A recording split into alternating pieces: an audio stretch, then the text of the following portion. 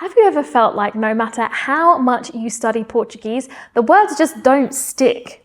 Or that you forget things almost as fast as you learn them? If so, it's not because you are bad at languages, it's because you're not using your brain's natural learning processes to your advantage. Language learning isn't just about memorizing words, it's about rewiring your brain to think in a new way. And the good news is we now understand so much more about how the brain learns best, so you can literally use brain science to master Portuguese more effectively. So in this video today, I am going to share 3 powerful brain-based techniques to help you learn Portuguese faster and actually remember what you've learned. If we've not met before, seja bem-vindo. My name is Liz and I help people who are relocating or retiring to Portugal go from saying their first words up to having their first conversations with native speakers in my Portuguese Pro program. If you're curious to find out more, you can check out some student testimonials in the description, as well as my free lesson for beginners, which will get you started if you are learning Portuguese from scratch and need help with pronunciation, listening practice, and also the essential grammar that you actually need on a day-to-day basis. So which techniques can help you? Let's get started. So the first concept I want to talk about is building new neural pathways, which is training your brain. So every time you learn a new word or phrase in Portuguese, your brain creates a tiny connection between neurons. We talked about this in this video here on why adults find it so hard to learn new languages. So when it forms, this new pathway is really fragile. I want you to think about it as like a path you are creating through a forest for the first time. And that means that if you don't reinforce that connection, it disappears. The forest is just going to grow back unless you keep treading that same path. Or in the case of learning a language, repeating words, phrases, and grammar rules that you have been learning. So what are some practical exercises that you can do to make sure that you're strengthening these new neural pathways and not letting them get overgrown and forgotten? So the first way is by thinking in Portuguese wherever possible. So instead of doing translations on a piece of paper, try naming the objects around you in Portuguese or forming simple sentences again and again and again.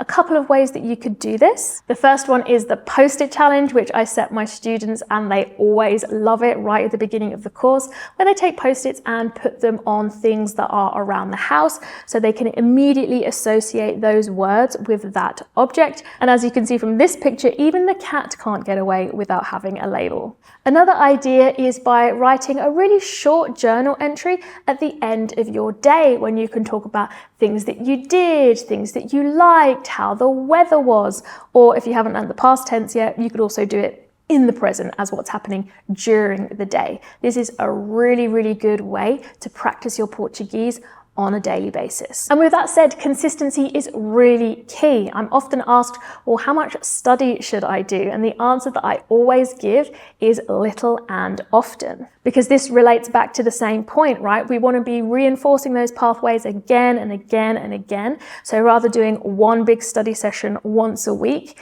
if you can do smaller study sessions 4 or 5 times a week for say 30 minutes at a time, that's really going to help you using this technique. Now, if you're in Portugal, I want you to actually use real-life interactions. This is the best way to cement new pathways by using the language in real situations.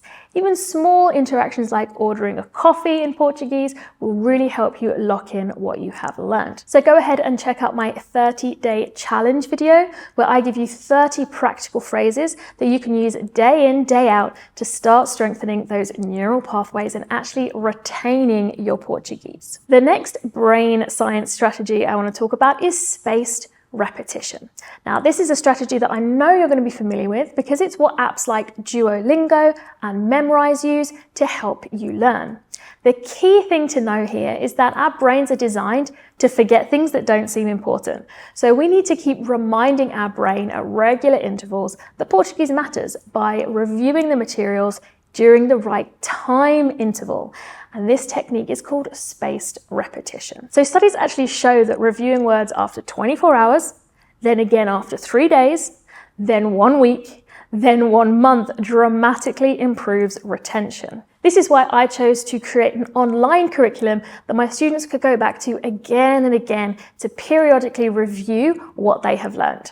So what are some ways that you could use spaced repetition in your learning? Flashcard apps like Anki or Quizlet are great because they automatically show you words at spaced intervals. I've actually created a list of the 100 most common words in Portuguese and put them into a flashcard set in Quizlet, which you can download in the description if you'd like to try this out, and it comes with native Portuguese audio. But if you aren't into tech, then don't worry, old school paper flashcards work just as well if you review them systematically and return to the same sets of words at the right intervals. It's also a good idea to mix up the order that they come in so you are really putting your memory to the test. The final strategy, my favorite, was developed by a linguist called Stephen Krashen, and it's called Comprehensible input. It's the idea that the input we listen to in Portuguese needs to be just above our comprehension level. So it shouldn't be way too difficult, and it shouldn't be so easy that you can understand 100% of it. It should be about 60 to 70% comprehensible, so you can train your brain to recognize messages and patterns. So let's take a look at a very grainy video that shows Stephen Krashen demonstrating this concept during a lecture in the 80s.